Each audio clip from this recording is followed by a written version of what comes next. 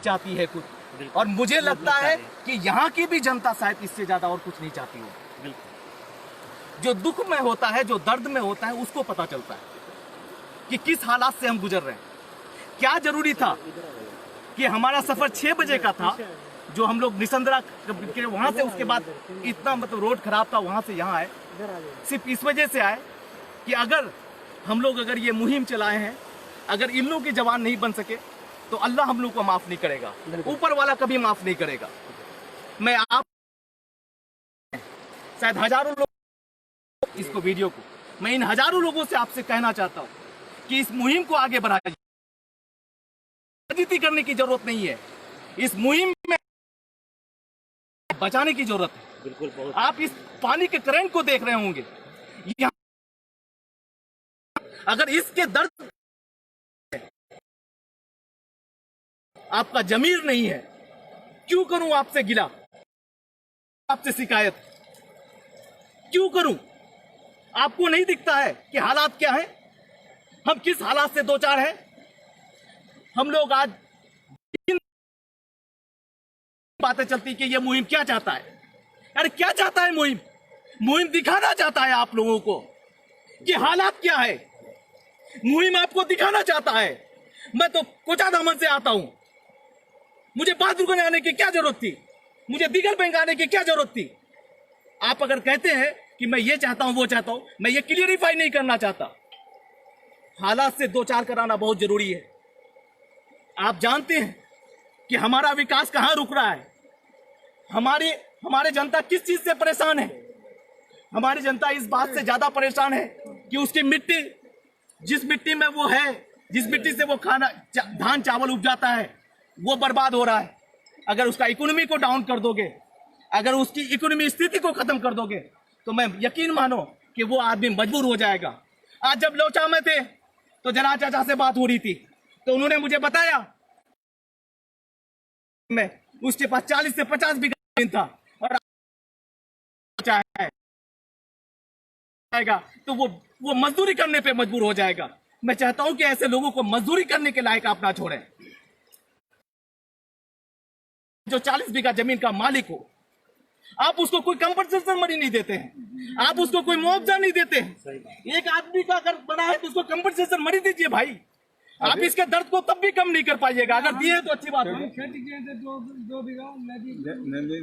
नदी में किया को बाढ़ पीड़ित घोषित कीजिए, हर एक को दीजिए, आप एक घर को या दीजिए। और अभी जो है इसका बच्चे का पोस्टमार्टम नहीं हुआ, अभी जो कहते हैं कि पोस्टमार्टम नहीं है तो क्या चीज का फायदा? क्यों नहीं हुआ? किसकी गलती थी? कुछ नहीं मिलेगा। कहाँ थे प्रशासन, कहाँ थी भाई? इस मुहिम का मकसद है, आप लोगों को मैं वाजे करना चाहता हूं, इस मुहिम का मकसद है कि हम सही मुद्दे को उठाएंगे। अगर रात के 8 बजे दौरा करना पड़ेगा तो हम करेंगे। वैसे ये मेरा दौरा और ये नहीं है, ये सफर है, हम लोग का सफर, जिसको हम लोग झेल रहे हैं वो सफर है। भाइयों, आप लोगों से बस ये कहना चाहते कि इतनी रात में भी हम लोगों को तो आना ही था, क्योंकि हम लोग सफर के लिए निकल चुके थे, लेकिन आप लोग भी साथ में आए, आप लोग भी हिस्सा बने, इस मुहिम का हिस्सा इस वजह से बने क्योंकि कल अगर आज हम यहां से गए और यहां से जाकर के अगर डीएम को रिपोर्ट नहीं किए तो कल आप लोग किसी बच्चे पे यकीन नहीं कीजिएगा। अगर यहीं पर खाली बनेगा ना, वहां तक नहीं बनेगा तो हम लोग के घर का भी खतरा है। नहीं, इसके जायज मामले को मैं तो कहता हूं कि प्रशासन लोग आए, यहाँ के गांव के लोगों से मीटिंग करे कि यहाँ का हल कैसे निकाला जाए, कैसे हल निकाला जाए, जो सही इसका हल है उस हल को निकाला जाए। परमानेंट सॉल्यूशन चाहिए। परमानेंट सॉल्यूशन कब होगी आखिर? और परमानेंट सॉल्यूशन चाहिए। और ज्यादा हम लोग क्या बोलेंगे। हजरत आप इधर आइए। अंकल आप कहाँ गए?